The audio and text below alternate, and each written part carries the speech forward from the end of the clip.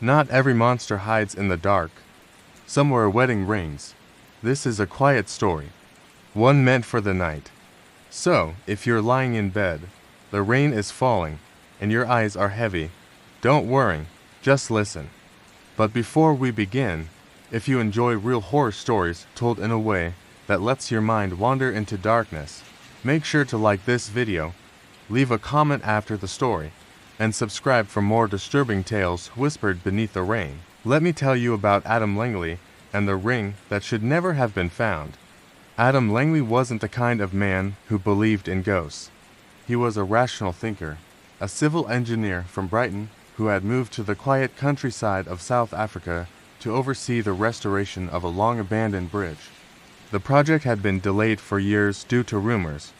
The locals called it cursed, but Adam wasn't superstitious. He saw weathered stone, rusted bolts, and erosion, nothing more, until he found the ring.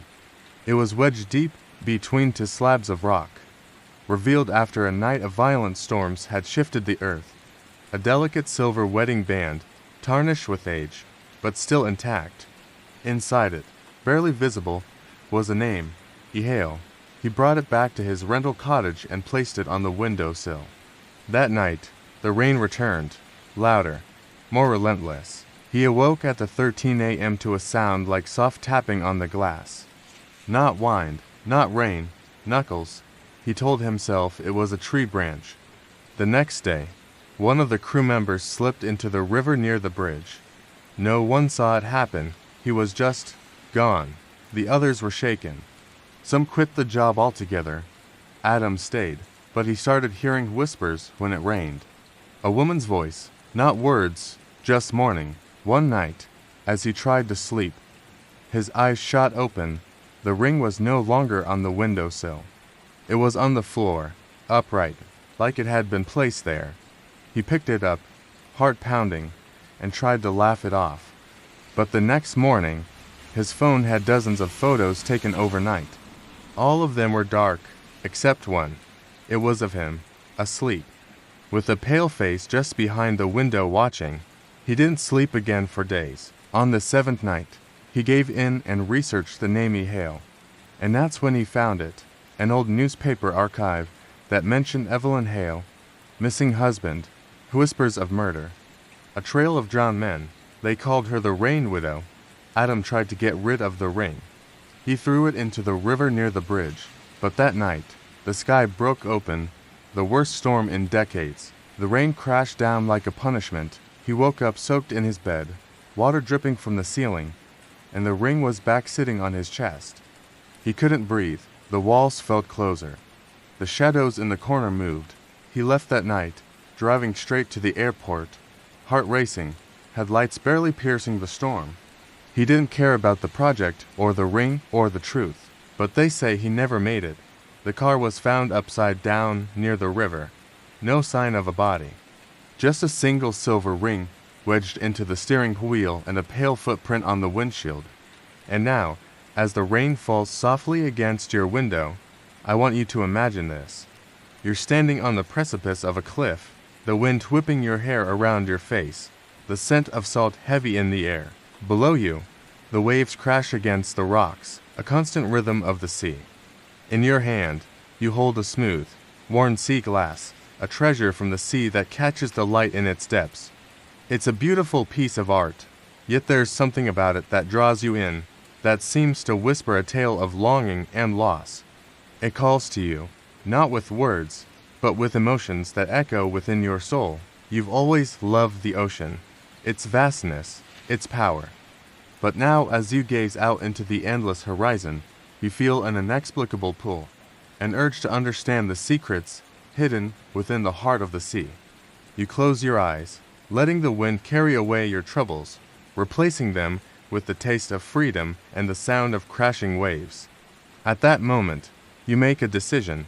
You won't return to your old life. Instead, you'll follow the call of the sea, setting sail on a journey to discover what lies beyond the horizon. As you turn to leave, your foot catches on something hidden among the rocks.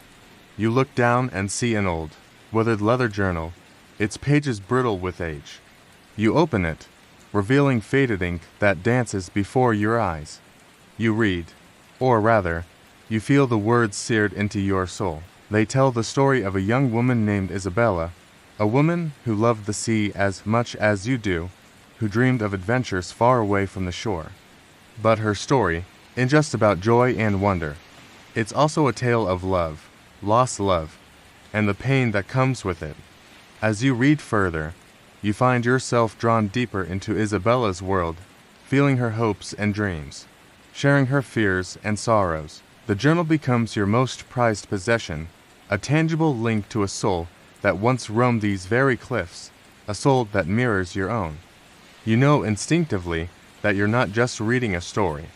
You're experiencing the life of a woman who lived and loved and lost, a woman who remains forever bound to the sea. With each passing day, the journal becomes a part of you, guiding you, comforting you, reminding you of the beauty and fragility of life. And then, just as suddenly as it began, Isabella's story ends. The last entry is dated a week before the present day. You reread the final lines, trying to absorb their meaning, realizing that you're not merely reading a journal, you're holding a piece of a soul. And as you close the book, you feel a deep sense of connection to Isabella, a woman you never met, yet feel as though you've known her for a lifetime. You feel her presence beside you as you stand on the cliff edge, the wind whipping your hair around your face, the scent of salt heavy in the air. You feel the pull of the sea, the call of adventure, the longing for love and understanding. And you know that your life will never be the same again. In the fading light of day, you tuck the journal into your bag, its presence a comforting weight against your back. You take a deep breath, letting the sound of the crashing waves wash over you. And in that moment, you're filled with a sense of purpose. You're not just a tourist visiting a coastal town. You're a traveler on a path laid out by fate, guided by a soul that speaks to yours across time and circumstance. Thank you for listening. If this story chilled your spine and stirred your imagination, please like the video, comment your thoughts, and subscribe for more whispered tales beneath the rain. Sleep well, if you can.